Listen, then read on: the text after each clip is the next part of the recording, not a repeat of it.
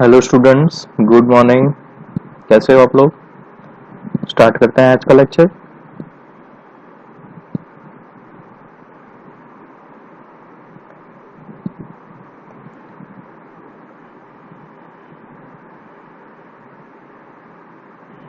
Last lecture में हमने देखा था कि प्रोपोगेशन क्या चीज है, चैनल। लास्ट चैप्टर में हमने कंसंट्रेट किया था कि सेल्यूलर नेटवर्क क्या है, कौन कौन सी टेक्निक्स है जिससे आप सेल्यूलर नेटवर्क को इम्प्रूव कर सकते हो। ओके, ये चैप्टर में हम पढ़ेंगे चैनल के जो लिंक होती है ट्रांसमीटर और रिसीवर, मोबाइल और बेस स्टेशन के बीच में, वो लिंक कैसे जनरेट होती है। तो लास्ट लेक्चर में हमने उसका बेसिक देखा था कि वेव्स, रेडियो वेव्स की क्या प्रॉपर्टीज है, वो कैसे जनरेट होते हैं। ओके, उनके मतलब हाई फ्रीक्वेंसी पे अगर मैं कुछ ट्रांसमिशन करता हूँ तो क्या फर्क पड़ता है, लो फ्रीक्वेंसी पे अगर मैं ट्रांसमिशन करता हूँ तो क्या फर्क पड़ता है। ठीक है, कैसे सिग्नल प्रोपोगेट होते हैं, कैसे सिग्नल रिफ्लेक्ट होते हैं, कहाँ कहाँ से रिफ्लेक्ट होते हैं। ठीक है, तो ये सब चीजें हमने लास्ट लेक्चर में देखी थी। रेडियो वेव्स की प्रॉपर्टीज हमने देखी थी कि लो फ्रीक्वेंसी पे कैसे काम करते हैं, पेनिट्रेट होते हैं, रिफ्लेक्ट होते हैं, हाई फ्रीक्वेंसी पे कैसे काम करते हैं। तो ये सब हमने लास्ट लेक्चर में देख लिया था। लार्ज स्केल प्रोपोगेशन मॉडल कौन सा है, स्मॉल स्केल। लार्ज स्केल मतलब कि आप जिसको लॉन्ग डिस्टेंस पे अप्लाई कर सको, ऐसे प्री डिफाइंड मॉडल्स है। मॉडल मतलब क्या है कि सेट ऑफ रूल्स है, कि सेट ऑफ रूल्स अप्लाई किए हैं और फिर अगर वो रूल्स अप्लाई करने के बाद अगर आप कुछ फैक्टर्स मेजर करते हो तो वो अप्रोप्रिएट है, जिसको आप रिमार्केबल बोल सकते हैं। ठीक है, तो ऐसे कुछ मॉडल्स ऐसे हैं जो लार्ज स्केल प्रोपोगेशन में अप्लाई हो सकते हैं, कुछ ऐसे मॉडल्स हैं जो स्मॉल स्केल प्रोपोगेशन मतलब शॉर्ट डिस्टेंस पे जो अप्लाई हो सकता है। ठीक है, तो आज हम स्टार्ट करेंगे first model of implementation, free space propagation model. Free space propagation model हम जनरली इसलिए यहाँ पे यूज किया है कि फ्री स्पेस मतलब कोई बर्डन नहीं है अभी, कि कोई एक्स्ट्रा एटमॉस्फेयर प्रोवाइड नहीं किया है। नॉर्मल कंडीशन में अगर सिग्नल प्रोपोगेट होता है तो क्या फर्क पड़ेगा। ठीक है, तो इसीलिए हमने इस मॉडल का नाम रखा है फ्री स्पेस प्रोपोगेशन मॉडल। ठीक है, तो इसमें हम रिसीव्ड पावर को मेजर करेंगे। जनरली क्या होता है कि सिग्नल जब ट्रांसमिट होता है और रिसीव होता है तो इन दोनों के बीच में बहुत सारा एटेन्यूएशन होता है, बहुत सारे रिफ्लेक्शंस होते हैं, उसकी वजह से पावर का लॉस हो जाता है, जिसको हम बोलते हैं पाथ लॉस। तो ये पाथ लॉस भी हम मेजर करेंगे कि कितना पाथ लॉस हो रहा है। So P R is equal to transmitted power is equal to attenuation plus received power. Normal term में आप ये बोल सकते हो। तो फ्री स्पेस इक्वेशन, ये हमने एंटेना के बारे में देखा है कि एंटेना मतलब क्या। आज हम थोड़ा सा एंटेना के बेसिक में जाएंगे जो आप ऑलरेडी लास्ट सेमेस्टर में पढ़ चुके हो। ठीक है, तो पावर जो ट्रांसमिट होता है बेस स्टेशन से और रिसीव्ड होता है आपके मोबाइल में, तो क्या इक्वेशन है। तो पहले एक इसका ब्रीफ देख लेते हैं। So P R at distance D, okay, is equal to PT GT G R lambda square upon 4 pi square D square L. तो P R at distance D ये है टोटल रिसीव्ड पावर। ठीक है, PT क्या चीज है, that is total transmitted power. मतलब कि आप यहाँ पे देख सकते हो कि received power is not only depends on a transmit power but there are more many factors on which received power depends. ठीक है, तो what are they are GT G R. GT मतलब क्या है, that is gain of transmitter antenna. And GR is the gain of received antenna. अभी gain की बात करते हैं थोड़ा। तो गेन यहाँ पे जो एंटेना जनरली हमने बेस स्टेशन में यूज किया है वो सब आइसोट्रॉपिक होते हैं। जनरली आपको मालूम ही होगा दो टाइप के एंटेनाज होते हैं, एक होता है आइसोट्रॉपिक एंटेना और दूसरा होता है रिफ्लेक्ट डायरेक्शनल एंटेना।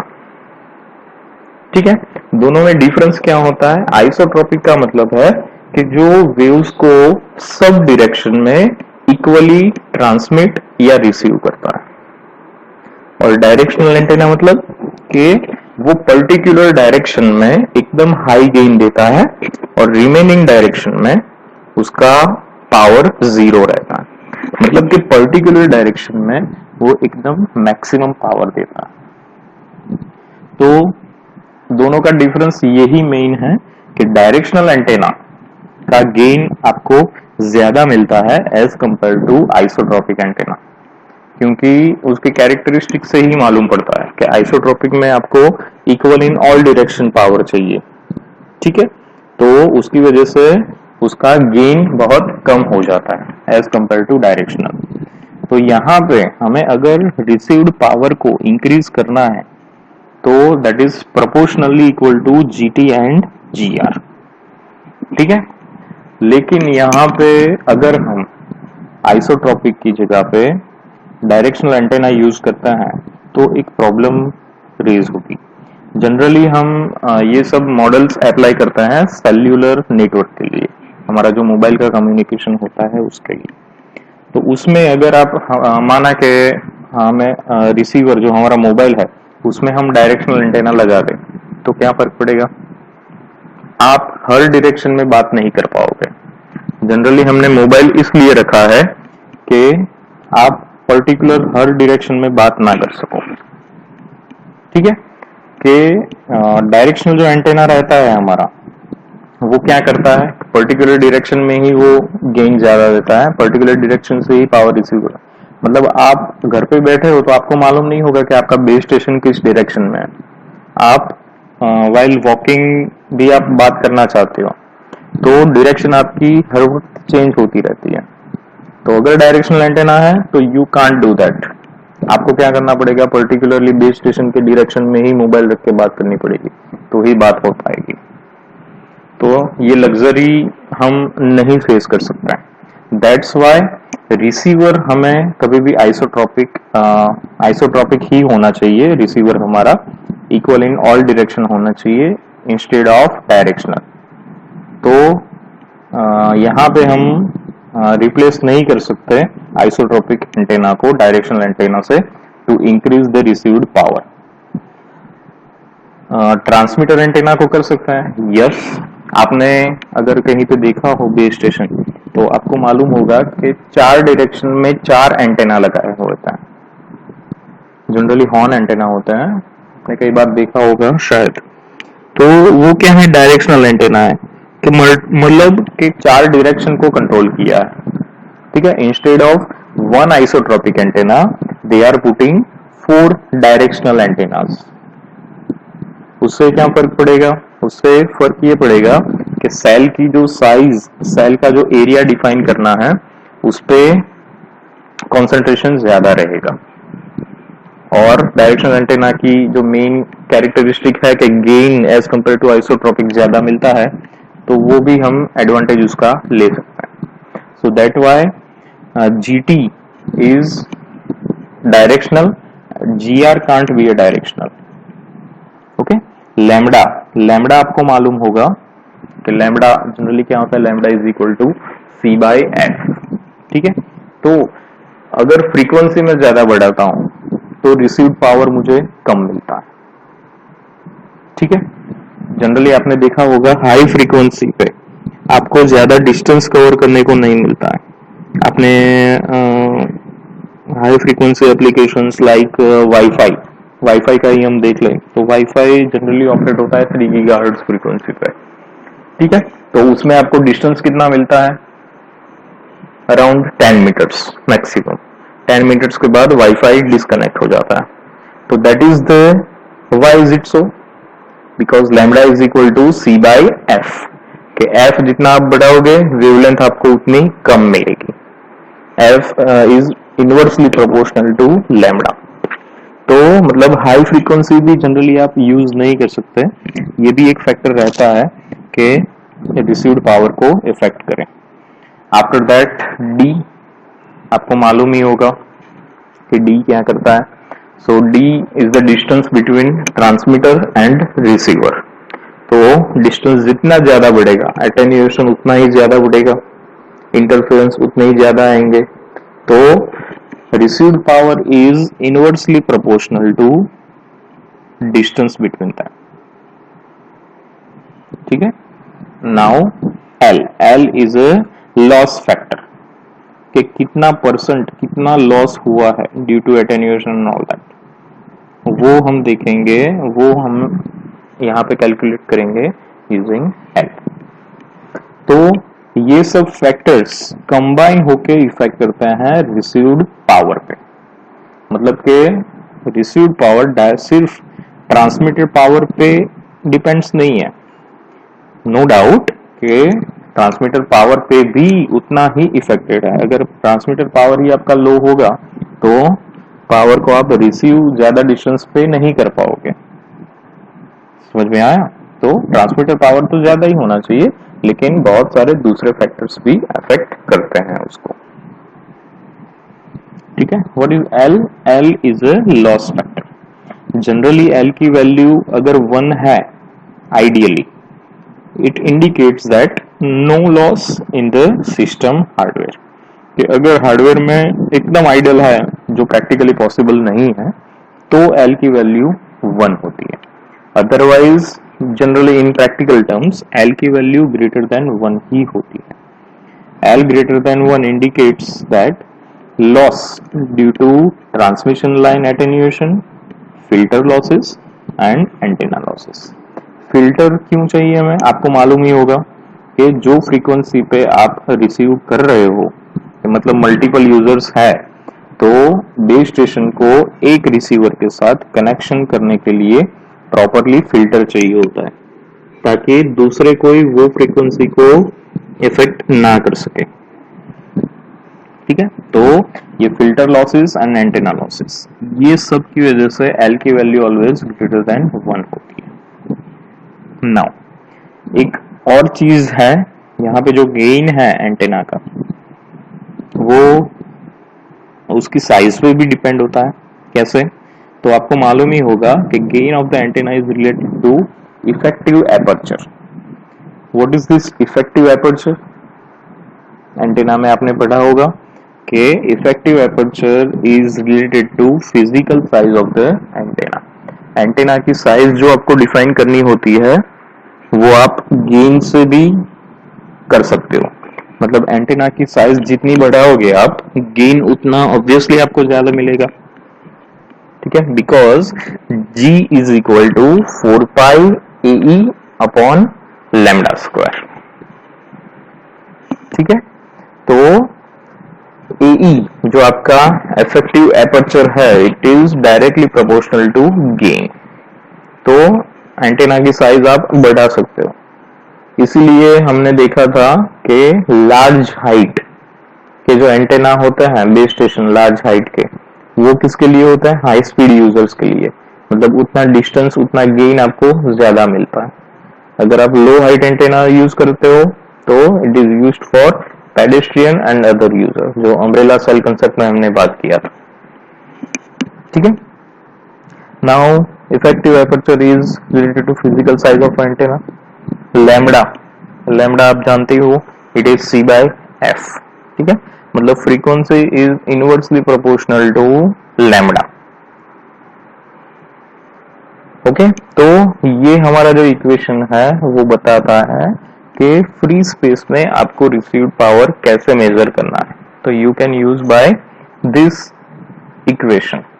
लेकिन ये फ्रीज ने ये इक्वेशन जब हम अप्लाई करते हैं तो उसके लिए कुछ कंडीशन है जो फुलफिल होनी चाहिए। अगर वो कंडीशन फुलफिल हो रही है और तो आप ये इक्वेशन से पावर मेजर कर सकते हो। Then and then if you follow the rules of free space, freeze free space. तो क्या है वो मॉडल्स, क्या है वो कंडीशंस, वो देखते हैं। नाउ पावर मेजरमेंट, यहाँ पे हमारा मेन कंसेप्ट क्या है कि रिसीव्ड पावर को मेजर करना। ठीक है, तो रिसीव्ड पावर हम जब मेजर करते हैं डायरेक्शनल का, तो always in terms of isotropic radiated power के फॉर्म में ही करता है।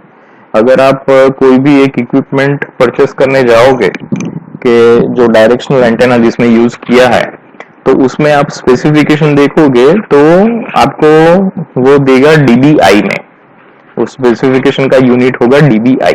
It means decibel with isotropic antenna.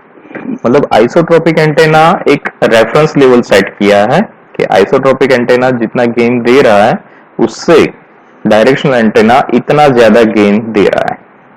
-100 dBi है, इसका मतलब ये हुआ कि आपका जो ये इक्विपमेंट में डायरेक्शनल एंटेना यूज किया है वो आइसोट्रोपिक एंटेना से 100 टाइम्स ज्यादा आपको पावर दे रहा है। ठीक है, ये स्पेसिफिकेशन का मतलब यही होता है। तो आइसोट्रोपिक एंटेना क्या है? तो isotropic radiator is a ideal radiator which radiates power with unit gain uniformly in all direction। इसीलिए वो उसका यूनिट गेन है और वो पावर ट्रांसमिट करता है यूनिफॉर्मली। ठीक है, that's why it is used as a reference. ठीक है, तो आइसोट्रोपिक का पावर कैसे मेजर करता है? It is effective isotropic radiated power, EIRP। ठीक है, it is defined as PT into GT। What is PT? It is transmitted power times GT। GT is the gain of transmitter antenna. ठीक है, तो EIRP for isotropic antenna आप measure करोगे using PT into GT। लेकिन यहां पे हमें क्या करना है कि आप ट्रांसमीटर को तो आइसोट्रोपिक नहीं रखेंगे, उसकी हमारे पास लग्जरी है कि उसको हम डायरेक्शनल कर सकते हैं। ठीक है, तो डायरेक्शनल एंटेना जो हमने बेस स्टेशन पे यूज किया है, तो उसका ERP, डायरेक्शनल एंटेना का जो पावर मेजर करते हैं उसको हम बोलते हैं ERP, और आइसोट्रोपिक एंटेना का जो पावर मेजर करते हैं उसको हम बोलते हैं EIRP। तो ये डायरेक्शनल एंटेना का जो ERP है वो हम कैसे कैलकुलेट करेंगे? It is used instead of EIRP, effective radiated power is radiated power compared to half wave dipole। यहाँ पे एक सिंपल एग्जांपल लिया है हाफ वेव डाइपोल का। हाफ वेव डाइपोल आपको मालूम है कि वो डायरेक्शनल एंटेना होता है कि जो डाइपोल का जो रेंज होता है वो फ्रीक्वेंसी रेंज पे ही वो हाई आउटपुट दे रहा है। ठीक है, तो डाइपोल एंटेना का गेन कितना होता है? 1.64। It is approximately 2.15 dB। तो ERP is equal to EIRP minus 2.15 के EIRP से वो 2.15 ज्यादा है। ठीक है, ये आप बोल सकते हो। तो आप बेस स्टेशन पे जो डायरेक्शनल एंटेनास लगे हैं उसको अगर आपको मेजर करना है तो पहले आपको वहां पे आइसोट्रोपिक एंटेना लगा के पावर मेजर करना जरूरी है। ठीक है, okay. Now path loss. What do you mean by path loss? ये आगे तक हमने क्या किया? अभी सिर्फ पावर मेजर किया, रेडिएटेड पावर। ठीक है, रिसीव्ड पावर PR। अभी यहां पे पाथ लॉस पे हम डिफरेंट कंडीशंस क्या है ये मॉडल की कंडीशन वो हम देखेंगे। So path loss represent signal attenuation and is defined as the difference between effective transmitted power and received power। तो path loss क्या करता है? path loss का मतलब क्या है? तो सिग्नल जितना ट्रांसमिट हुआ है और रिसीव हुआ है उन दोनों का जो डिफरेंस है that is called path loss and path loss is due to the attenuation and reflections। तो path loss अगर हम लॉग के फॉर्म में, इक्वेशन के फॉर्म में डालने जाए, डिफरेंस है पीटी और पीआर का, तो उसको हम बोलेंगे 10 log पीटी अपॉन पीआर। ठीक है, नाउ पीआर का तो हमारे पास इक्वेशन है ही, अगर उसको हम यहाँ पे अप्लाई करें तो we will have -10 log GT GR lambda square upon 4 pi square D square. ठीक है, नाउ अगर हम यहाँ पे माने कि भाई अभी हम गेन को कंसीडर नहीं करते हैं, गेन को हमने आइडियल के जैसे यूनिट गेन के जैसे एंटेनाज यूज किए हैं आइडियल, तो पाथ लॉस कितना मिलेगा मुझे? तो path loss is equal to -10 log lambda square upon 4 pi square D square. ठीक है, इतना मिल रहा है मुझे if I am considering GT and GR both are unit gain. Freeze free space model is valid predictor for PR for values of D which are in the far field of transmitting antenna। तो ये जो equation जो PR के लिए हम apply कर रहे हैं वो पर्टिकुलर डिस्टेंस या पर्टिकुलर कंडीशंस में ही एप्लीकेबल है। वो कौन सी कंडीशंस हैं वो देखते हैं। Okay, so it is applied for a far field only. यहाँ पे लिखा है the values of D which are in the far field of transmitting antenna. There are two types of field, near field and far field. तो ये formula जो आगे हमने देखा था वो फार फील्ड के लिए ही एप्लीकेबल है। ठीक है, now how can you measure this far field? तो द फार फील्ड और you can say that Fraunhofer distance, far field या फिर फ्रॉनहोफर डिस्टेंस डीएफ को आप मेजर करोगे, it's given as DF is equal to 2d square by lambda. ठीक है, now यहां पे जो d है that is not directly a distance. ठीक है, it is the largest physical linear dimension of antenna. मतलब कि आपको अगर डीएफ मेजर करना है तो पहले आपको मेजर करना पड़ेगा कि जो आपने एंटेना लगाया है ट्रांसमीटर साइड पे उसका मैक्सिमम साइज का अगर आप एंटेना रखते हो तो आपको कितना डिस्टेंस पे आप उसको कवर कर सकते हो। ठीक है, दैट इज कॉल्ड डी। ठीक है, मतलब हर एक एंटेना का ऐसा डी फिक्स ही होता है। ठीक है, एक बार ही मेजर करके उसका जो मैक्सिमम साइज है, अगर हॉर्न एंटेना है तो उसका क्रॉस सेक्शनल व्यू रेक्टेंगल जो होता है उसकी मैक्सिमम साइज रख के उसको एक बार मेजर किया ही होता है। तो Fraunhofer distance DF is directly proportional to 2d square by lambda. That is one condition के डिस्टेंस कैसा होना चाहिए, फार फील्ड पे ही मेजर्ड होना चाहिए। Second one, additionally we must have DF should be greater than D। ठीक है, मतलब कि क्या आपका फ्रॉनहोफर डिस्टेंस जो है it should be sufficiently large than D। मतलब आपका जो एक्चुअल एंटेना की साइज जो होती है उसके जितना ही आप दोनों के बीच में, ट्रांसमीटर और रिसीवर के बीच में डिस्टेंस रखो that is not valid. Distance जो बीच में होता है that is quite far away than the actual largest size of antenna. ठीक है, and second thing DF is much greater than lambda, कि जो आप वेवलेंथ यूज कर रहे हो, जो फ्रीक्वेंसी के हिसाब से जो वेवलेंथ आपको मिल रही है उसके हिसाब से लैम्डा जो आपको वेवलेंथ मिल रही है उससे बहुत ज्यादा होना चाहिए आपका फ्रॉनहोफर डिस्टेंस। तो दीज आर सम कंडीशन। पहली कंडीशन थी हमारी कि वो फार फील्ड पे मेजर्ड होना चाहिए। Second conditional, Fraunhofer distance should be greater than D, much greater than D, and Fraunhofer distance should be much greater than lambda. The freeze free space equation does not hold for D equal to 0। ये बहुत अच्छी condition है कि आप D equal to 0 distance जो है वो 0 कर दोगे, मतलब कि ट्रांसमीटर और रिसीवर एक ही जगह पे हैं। ठीक है, मतलब कि आप मोबाइल को बेस स्टेशन के नीचे ही खड़े रह के आप मेजर कर रहे हो, दैट इज नॉट वैलिड। ठीक है, D इक्वल टू 0 नहीं होना चाहिए, there should be a distance. ठीक है, ये एक और कंडीशन है। Hence we use close in power reference at distance d0। ठीक है, तो अगर ऐसा ये मेजर करना है आपको, अगर ऐसा कुछ करना है d इक्वल टू 0 करके, तो आपको एक और फैक्टर कंसीडर करना पड़ेगा, close in power reference distance. ठीक है, जिसको हम d0 बोलते हैं, जिसको हम रेफरेंस डिस्टेंस भी बोलते हैं, d0 is chosen such that d0 should be greater than df।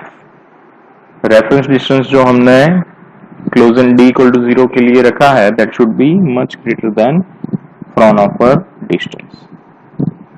अगर ये सब कंडीशंस फुलफिल हो रही है, then you can apply this model, you can apply this equation to measure a received power।